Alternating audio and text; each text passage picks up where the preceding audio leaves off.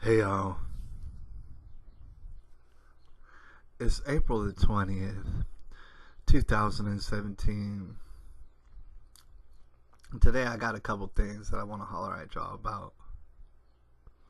There's a couple things that I feel like that we should share today. Alright, first of all, it's a little girl's birthday out there. She's turning 1 year old today. Happy birthday to that little girl out there. But that all being said, it's two I think it's important, pretty significant things for us to meditate on today. One being that the 100-day mark for Donald Trump's presidency is we're approaching it, the 100-day mark. And you might have heard him talk about it, you might have heard other people talk about it as being significant. I believe I would have to agree. It's very, very significant. All right, and I'll explain why in a second. Here's the thing about Donald Trump. Donald Trump, he's been wilding out. Like, he's been a damn dynamo for over a year now and stuff. Just, you could tell this dude, he doesn't hardly get no sleep. He's working and working and working and working and winning and winning. And it seems that he's working and working and winning all the time. That's just what he does. All right. Even when he's on the golf course, he's working and stuff. Like, Donald Trump don't stop working. All right. So, as we're gaining on the first 100 days, we'll notice that Donald Trump has done a lot of things. All right, and a lot of these things people do like. They like him a lot. All right, Donald Trump's been spitting some hot fire and making some moves. All right, and a lot of his moves, us as Americans, we like him a lot. And then, he's also making a lot of other moves. He's making a lot of other moves that we do not like necessarily. Some people hate him. Some people really are against him. Some of his moves. Here's what I want to try to visualize with y'all for a second. Is right here. Is, have you ever seen The Price is Right? You see these people and they get so very excited to go up on the stage and stuff. If they win, they go up on the stage and people shout at them like they want to know the answer to stuff, so they ask the audience, and the audience all shouts at them like 10 different things all at one time. They just yell at that person. All right, you gotta understand that for the presidency, for anybody, especially a Donald Trump who seems to be working and working and working nonstop, it is something like The Price is Right. And that you have a lot of people yelling at your face a lot of different things, and you got to try to absorb it. You might make some good moves and you might make some bad moves. Alright, this is going to happen with anybody because nobody's perfect. So Donald Trump just did what anybody would do, you know what I'm saying, basically, because nobody's perfect. Everybody would do some stuff that a lot of people wouldn't like. Alright. The Price is Right is a difficult show to be on, I would imagine. So with that being said, we're coming up on the first 100 days. Alright, and this is where you're going to start to understand whether or not Donald Trump has shame. Alright, because Donald Trump could have made some moves and done some things that he very well could have figured out was wrong. The American people might have voiced their opinion live here on the internet, all sort of technology and communication to do it. He might have heard the American people saying, you know what, that's a stupid move and we don't like that, we don't approve that, that's that stuff we don't like. Alright, Donald Trump, if he has shame, what he'll do is he'll change course and do as the American people tell him to do. Alright, and that's what I want to explain to y'all out there is, a lot of people get all jazzed up for the election and stuff like that. They think that there's some sort of power in it. Alright, there might be a little bit of power in voting. I still have never voted in my life.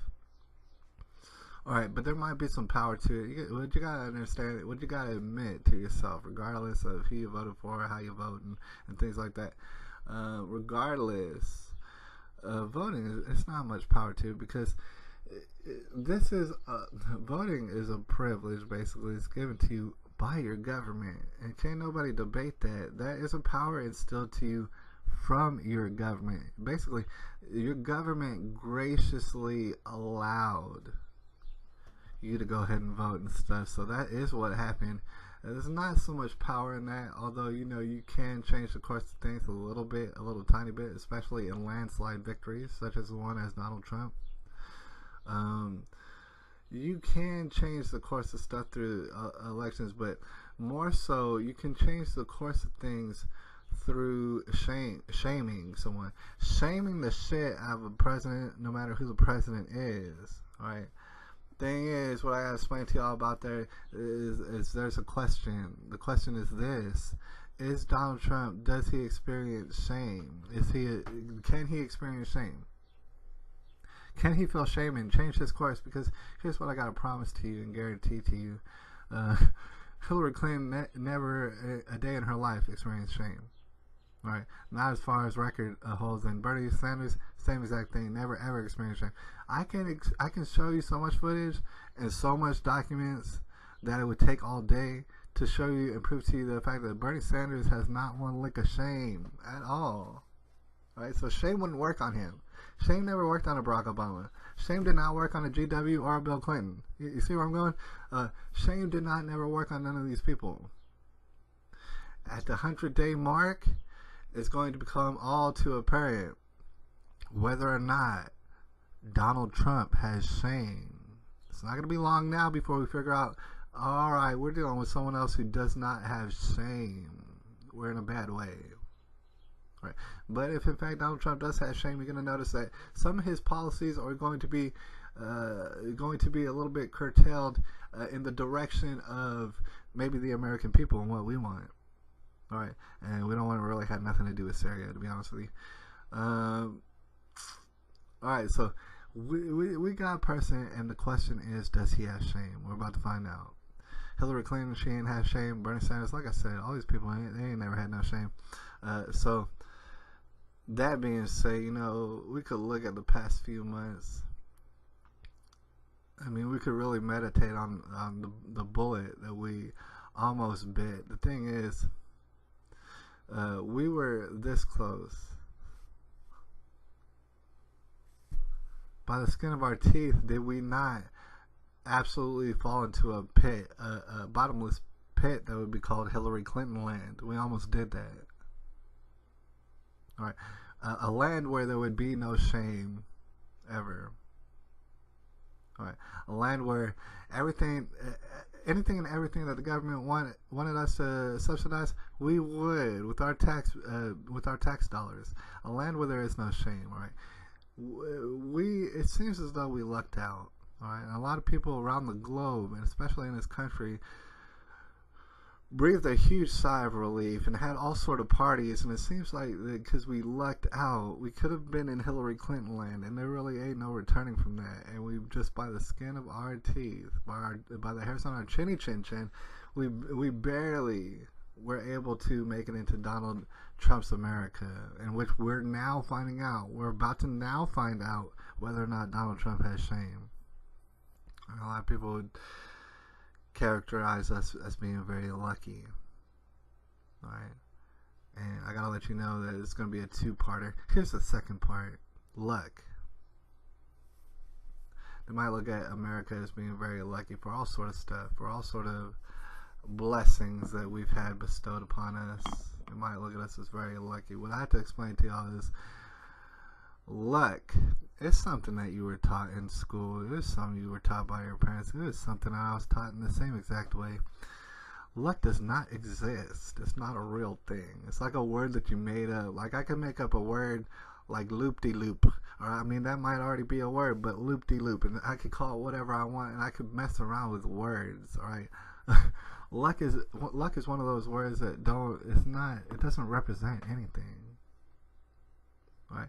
It's simply a concept. We've never ever seen luck. It's just a concept in your mind that it's been buried down deep in there, deep into your subconscious. The idea of luck. Alright, it's not a real thing. But what I explain to y'all is, everybody out there, we see people and we consider them lucky for whatever reason. Maybe they're very attractive. Maybe they got all sort of money. Maybe they have all sort of friends and connections. We consider them lucky. We say, oh man, that person's so lucky and stuff. There's a problem with that though. because there's no way to prove that luck exists, number one. Number two, there's no way to explain it. Anybody out there that's got faith in luck and the word luck out there, you can ask any one of them to explain luck, how it works, how to control it, where it's coming from. Can't explain none of that to you. And in fact, they're happy. They're happy to not be able to explain anything. Right? They don't. It's like, that's the thing about luck. You have to be very comfortable in the idea of not knowing anything about anything, just wandering around completely blind, in order to believe in luck and playing the lottery and all sort of things like this that people do. All right. Luck is not really a real thing. It's just a concept that has been planted into our minds and stuff that's just kind of an excuse to not think about nothing, because we can't control luck. We're out here, some people are out here just hoping for luck and stuff, knowing full well that they can't control it, just sitting around waiting for it. Scratching these lottery tickets and stuff, thinking about luck. Meanwhile, what I explain for y'all out there is that luck don't exist, number one. Number two, don't even make no sense, and you can't explain it. There's nothing to be explained about luck. However, luck is not a real thing. Luck is just it's a word used in replacement for covenant. All right, covenant's actually the real word. You know what I'm saying? Covenant is what luck is. However, you can explain covenant. You can source covenant. You could perhaps control covenant. See, that's what's the danger behind covenant. Not only can you figure out where it comes from, but you can start to control it as individuals and communities and nations. You can start to control covenant. That's what's so dangerous about it. That's why people, and I'm not talking about your local teachers and everybody who's told you about luck, they were tricked just in the same way. But that's why people want you to believe in luck, because they don't want to have you understand. There's governments out there that don't want you to understand that you can control covenant and you can get all sort of blessings and riches by learning how to do it yourself. Right? So instead, they teach you about words such as luck that are completely random, that you don't have no control over. You're basically completely powerless. And I don't want to make this too long of a video, but just in brief, to describe luck, which is actually covenant in the Bible, the blessings that you get from God. Not only, first of all, every one of us, regardless of what you believe in or what color you are or whatever, regardless of any of those things, we've all been blessed with covenant this morning and every morning of our lives. Every morning that we haven't woken up in debilitating pain, or that we haven't woken up crippled and all sort of limbs hanging off of us. Every single morning that we wake up with shelter over our heads and food nearby and water and stuff, we have experienced covenant. All right? And a lot of people don't, that doesn't do it for them. They still feel unlucky and things like that. They're still trying to live in the world of luck where nothing makes sense. All right? And so, they don't realize the blessings that they have necessarily. And they really are blessings, because there's certain nations where these things are not so common. You don't get any of these things. You would refer to those people as being unlucky or unfortunate. However, the problem with them is that they live in nations that do not have covenant. They've not built up their covenant. Right? Nations can do it. Individuals can do it. Families can do it.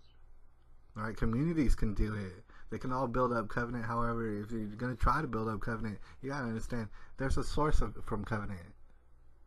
There's actually an explanation, comes from God. Personally, He gives out all the covenants. Okay, that's where the source is. Figure out, well, how can we get more covenant? All right, well, there's a book that tells you how to get more covenant. All right, so there is a manual for it. Okay, so then you could take that covenant, you start gathering it as people, maybe as an individual, maybe as a nation, community, like I said. You can gather your covenant, start gathering a lot of it, and then what you can do is you can learn how to harness it. All the power, all the blessings, learn how to magnify it. And your community, your family, your nation will reach for the stars. It's called covenant. There's no such thing as luck.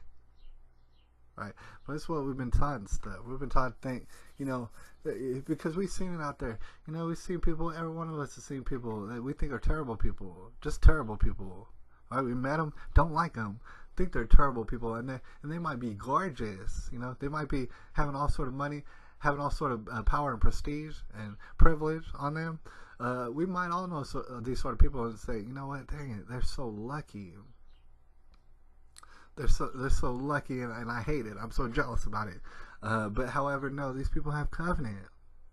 And covenant, not only can you build it as an individual or a nation or anything, any group of people, you can build it up, but not only for yourself, but actually for the next generations. Right? This is something that goes through people's ancestry. Your lineages will lead to certain types of covenant given to you and bestowed onto you as an individual. Right? And then you could either decide to not give a damn and piss away your covenant, in which you might grow uglier as time goes on. You might grow poorer as time goes on. A lot of your friends might leave you as time goes on. You lose covenant. Right? And if you do so badly, the next generations will actually lose covenant. Right? Meanwhile, a lot of these generations have been totally blinded. First of all, we do not hardly know our ancestry. Most of us out here. And not only that, we've been taught to believe in luck. And then a lot of people are out here sitting around thinking about how powerless that they are. Yeah, you are powerless, but you've been taught to do so. You've been taught to feel powerless, as though there's nothing that you could do to bring blessings upon you. Not superficial necessarily. I mean, I'm not talking about mansions and all sort of things like that, but you get certain blessings, and you can attract more blessings from simply increasing your covenant and stuff. That is something that you can control and harness. Luck doesn't make no sense at all. All right, but however, we're living in the tribulation, and that's how it's going to be. All right, a lot of people are going to choose to believe in that sort of stuff, and good luck to that. It's April the 20th, 2017, and I'll holler at y'all later.